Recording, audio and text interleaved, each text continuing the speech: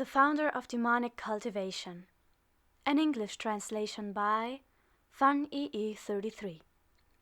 Read by Luna Minerva. Chapter 19. Sunshine, Part 2.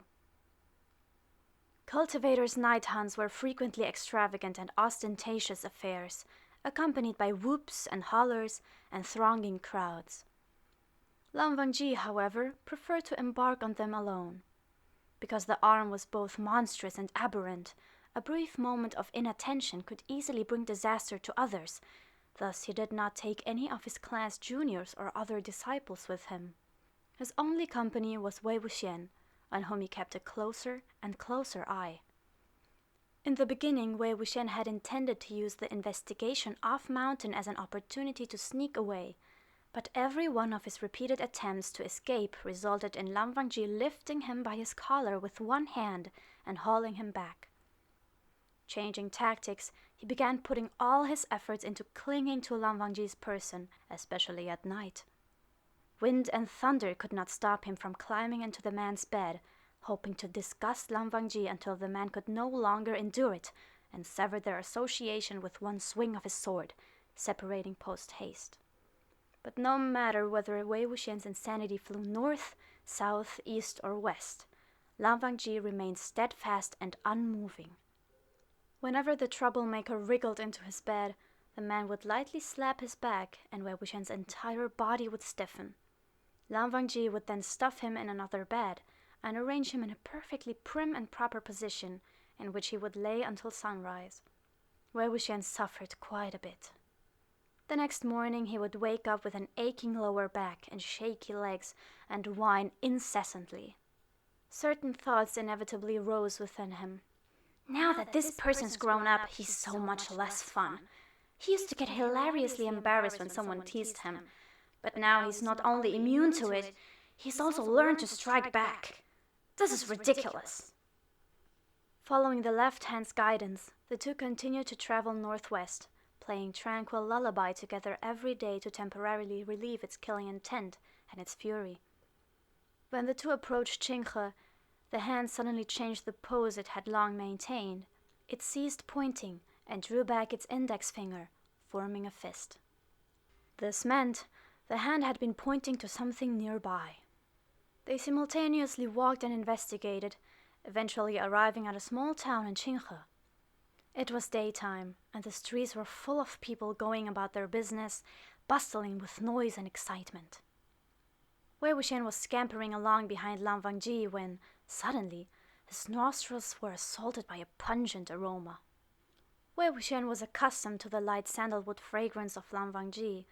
Thus, when the scent stung his senses, he blurted out, "What in the world are you selling? The smell!"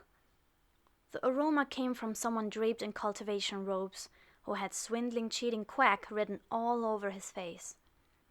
He carried a case and was attempting to peddle various knickknacks to those passing by. Upon seeing someone approaching, he began chattering merrily. "I sell everything! Rouges, liquids, powders, cheap and high quality. Take a look, young master?" "Sure, I'll look," Wei Wuxian said. "Buying on behalf of the lady of the house?" the quack said. Wei Wuxian grinned. "It's for me." The quack's smile froze. Are you trying to mess with me?" Before the man's irritation could boil over, however, he saw another young man turn around, wearing a blank expression. "Do not cause trouble if you do not intend to make a purchase." This man was beautiful and elegant in the extreme. His robes and head ribbon were whiter than snow, his irises were pale, and a long sword hung at his waist. The quack was a fake cultivator who knew little about cultivation and understood even less, but he recognized the emblem of the Guosulan clan. Afraid to act rashly, he pulled his case toward himself and ran away. "Why are you running? I really do want to buy something!" Wei Wuxian called. "Do you have money?" Wangji said. "If I don't have any, you'll give me some." As Wei Wuxian spoke, he stuck his hand into Wangji's robes. He hadn't expected to find anything, but after groping around for a bit, he pulled out an exquisite, and heavy, money pouch. The pouch didn't seem at all like something Lan Wangji would carry on his person, but these past several days Lan Wangji had done more than one or two things that Wei Wuxian had thought unimaginable. Nonchalantly, Wei Wuxian took off carrying the item. Sure enough, Lan Wangji allowed him to grab it and leave without uttering a single discontented word. If he didn't personally understand a little of Lan Wangji's character and clean, virtuous lifestyle, and if Han Guangjun's reputation wasn't so terrifyingly spotless, Wei Wuxian would have started to suspect Lan Wangji and Mo Xuanyu of being involved in some kind of wild, untamable entanglement they couldn't tear themselves away from. Or else, why would Lan Wangji be able to endure even this level of outrageous behavior? After walking for a bit, Wei Wuxian unintentionally glanced behind him. He had thrown off Lan Wangji, and now the man was a great distance behind him, still standing where he originally stood, gazing in his direction. Wei Wuxian's steps involuntarily slowed. He didn't know why, but he had a faint feeling within his heart that he shouldn't have walked so fast and abandoned Lan Wangji so far behind him. Then, someone near him started shouting. "Yiling Lao Zu, 5 cash a sheet, 10 cash for 3. Who?" Wei Wuxian exclaimed. He rushed over to see who was selling him, and lo and behold, it was the fake cultivator from earlier.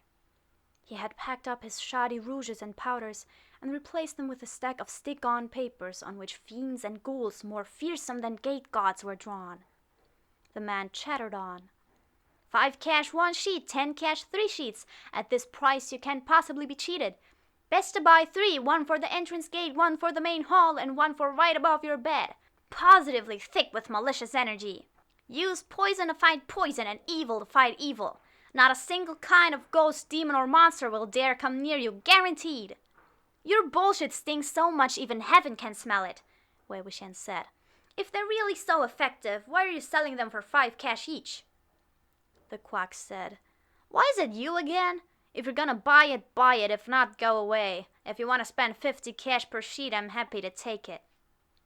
Wei Wuxian flipped through the stack of evil-suppressing Yiling Lao Zu portraits and was utterly unable to make peace with the fact that the fiendish, bulgy-eyed brute with big, veiny muscles they depicted was supposed to be him.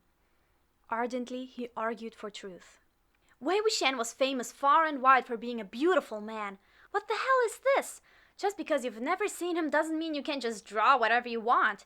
You're spreading lies to the young generation. Just as the quack was about to speak, Wei Wuxian suddenly felt the wind from an imminent attack sweep in from behind him. He dodged sideways.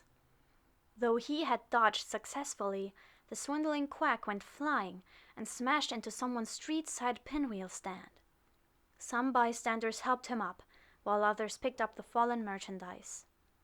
The entire area was thrown into confusion. The quack intended to berate his attacker, but upon seeing that the one who had kicked him was a wealthy and respectable young master, covered head to toe in glittering golden light, his imperious attitude deflated somewhat. Glancing at the boy a second time, he saw the Venus above the billowing snow's white peony embroidered on his chest, and his attitude deflated entirely. However, he still couldn't stomach being kicked for no reason.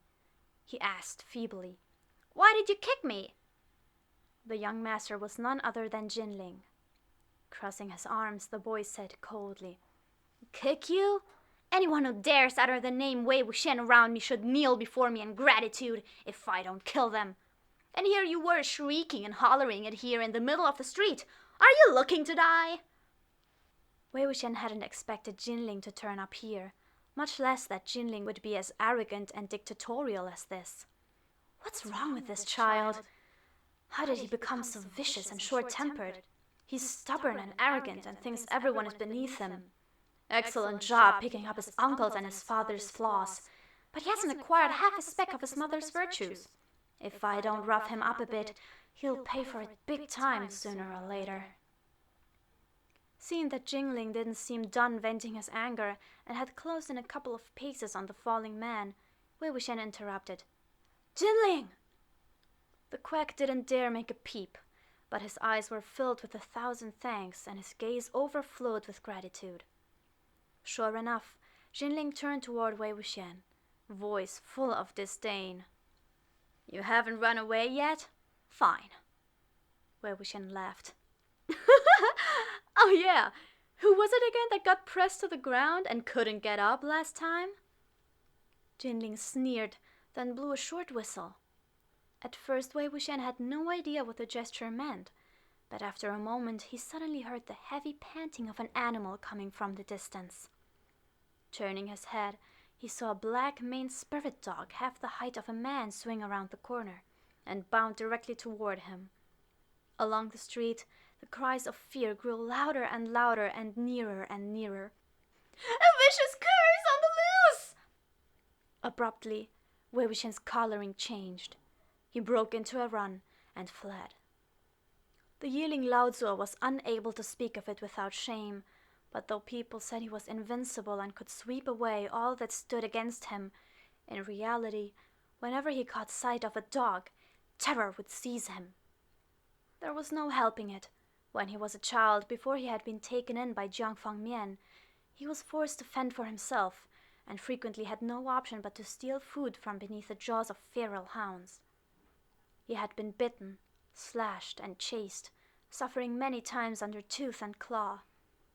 Gradually, he grew deathly frightened of all manner of dogs, big or small, and had endured no small amount of Jiang Chang's mockery for it. Not only was speaking of this embarrassing, few would believe it, thus it was not widely known. Wei Wuxian's soul had already nearly flown from his body and scattered to the winds when a figure of white jade appeared before his eyes. Hastily, he let out a heart-rending, lung-rupturing cry.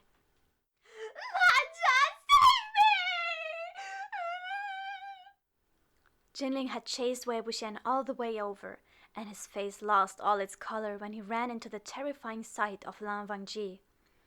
Why is this lunatic with him again? Wangji's conduct was solemn, and his speech and manner were meticulous and formal.